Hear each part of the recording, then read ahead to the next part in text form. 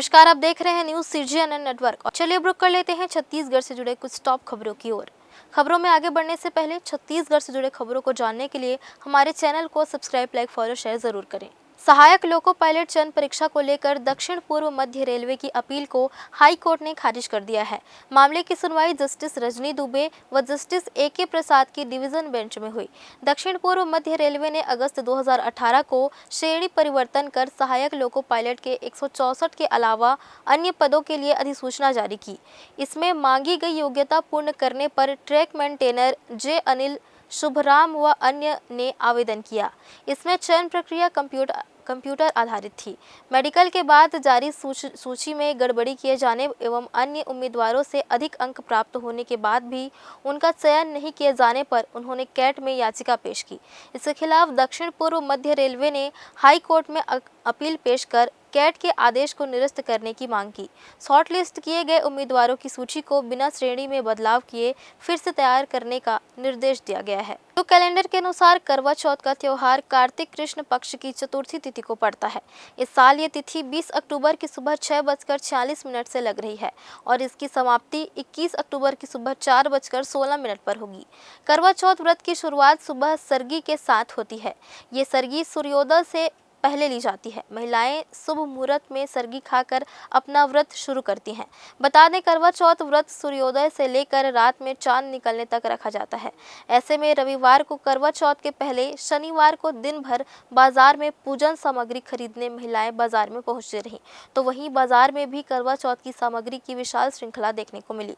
करवा जो इस पूजन के लिए प्रमुख माना जाता है, उसे खरीदने महिलाएं पहुंचती रहीं। हालांकि पति के दीर्घायु के लिए किए जाने वाले इस त्योहार को महिलाएं श्रद्धा और उमंग के साथ मनाती है। हाँ, पूजा करते हैं। सुबह नहा धोकर सूर्य देव को पानी देते हैं।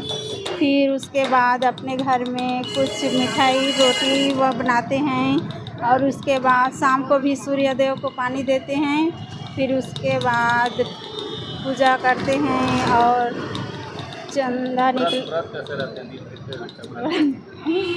निर्जला, बिना मतलब कुछ खाने पानी भी तक नहीं।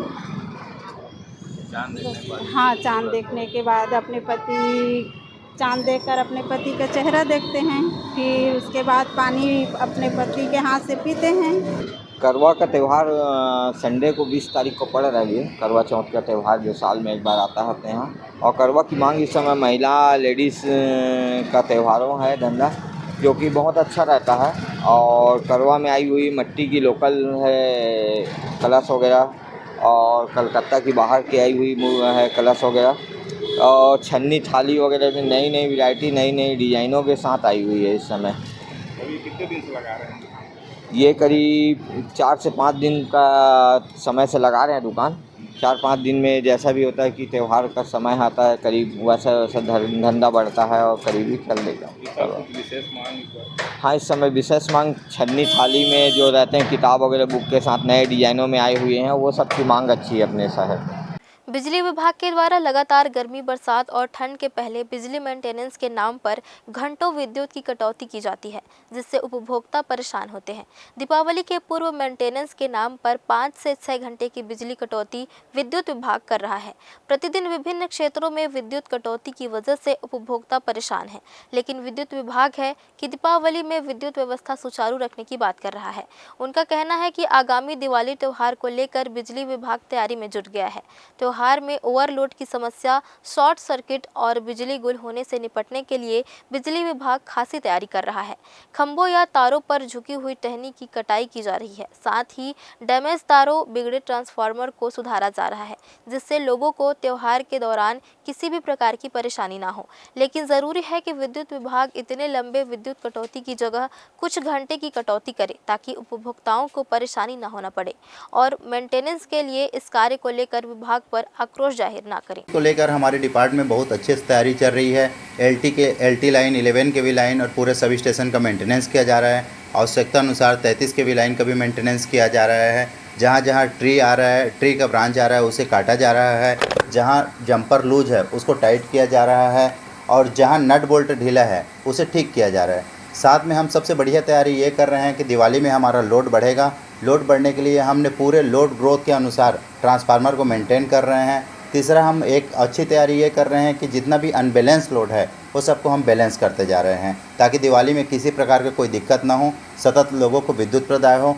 और एक चीज़, आज के दौर में भी नाट्य मंचन के माध्यम से जिस तरह से युवाओं की भागीदारी उसमें बढ़ाने की कोशिश हो रही है, वह निश्चित तौर पर ही आने वाले समय के लिए बेहद उपयोगी माना जा रहा है। यही वजह है कि अब महाविद्यालय में युवाओं को नाट्य मंचन शुरू करने की एक कोशिश हो रही है। इसी कड़ी में शनिवार को डीपी विप्र महाविद्यालय में इंदिरा कला एवं संगीत महाविद्यालय खैरागढ़ के तत्वाधान में नाट्य मंचन का आयोजन किया गया। इसमें पुरातन काल की छवि को दर्शाते हुए नाट्य मंचन की विशेषताओं को बताने की कोशिश की गई। इसमें जिस तरह से युवाओं की भागीदारी रही वह दर्शाता है कि आज भी नाट्य को देखने और उसमें शामिल होने के प्रति युवाओं की खासी रुचि है। संगीत महाविद्यालय के विद्यार्थी के अलावा अब महाविद्यालय में भी इस तरह से आयोजन होने से निश्चित तौर पर धार्मिक और संगीत व्यवस्था से जोड़ने की एक पहल इसमें होगी। एक्चुअल में हमारे आदरणीय अध्यक्ष महोदय श्री अनुराग शुक्ला जी पिछले 3 सालों से वो एक राम कथा का मंचन कराना चाह रहे थे, परंतु वो हो ही नहीं पा रहा था। तत्पश्चात इंदिरा कला संगीत विश्वविद्यालय खैरागढ़ के ड्रामा विभाग के विभागाध्यक्ष योगेंद्र नाथ चौबे द्वारा ये फणीश्वरनाथ रेणुकृत नाटक पंचलेट, जिसको रजत कपूर प्रसिद्ध कथावाचक इन्होंने नाट्य रूपांतर किया है और उसी का मंचन हमारे कॉलेज में किया गया। ये 12वां मंचन था और अति उत्कृष्ट कलाकार और बहुत ही समा बांधने वाले कार्यक्रम था आज, और सारे बच्चों के लिए शिक्षाप्रद हास्य नाटिका थी और सारे लोगों के हंसते हंसते पेट फूल गए। रियल मनोरंजन का आज हम लोग का रियल मनोरंजन हुआ है। इसके लिए हम महाविद्यालय परिवार इंदिरा गांधी कला संगीत विश्वविद्यालय के सारे लोगों को धन्यवाद ज्ञापित करते हैं। हमारे अध्यक्ष महोदय को धन्यवाद ज्ञापित करते तथा हमारे मुख्य अतिथि श्री राकेश खैरे जी को धन्यवाद ज्ञापित करते हैं। रायपुर, बिलासपुर और जगदलपुर के बाद अब प्रदेश के चौथे शहर अंबिकापुर से नियमित हवाई सेवा की तैयारी शुरू हो चुकी है।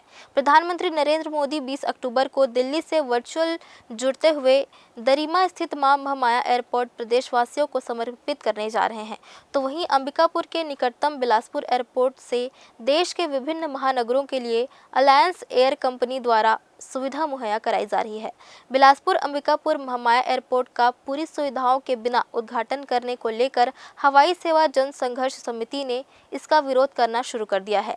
समिति का कहना है कि जहां आधे अधूरे एयरपोर्ट पर फ्यूल भराने की सुविधा नहीं, उसका उद्घाटन करना सही नहीं है। संघर्ष समिति ने आने वाले दिनों में उड़ान संचालन पर संशय जताया है।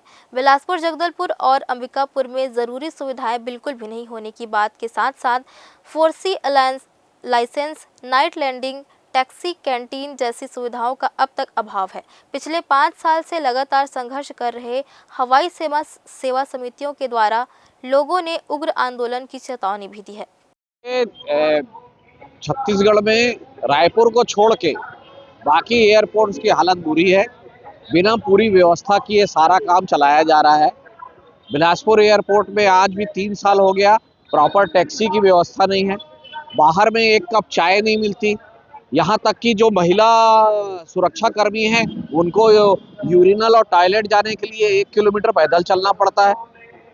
अभी जो सबसे बहुत आपत्तिजनक बात हो रही है वो ये हो रही है कि अंबिकापुर एयरपोर्ट, जिसका कल प्रधानमंत्री उद्घाटन करने वाले हैं, उसके बारे में मुझे ये जानकारी आई है कि वहाँ पर एयरपोर्ट में प्लेन के रिफ्यूलिंग माने पेट्रोल भरने की व्यवस्था नहीं है।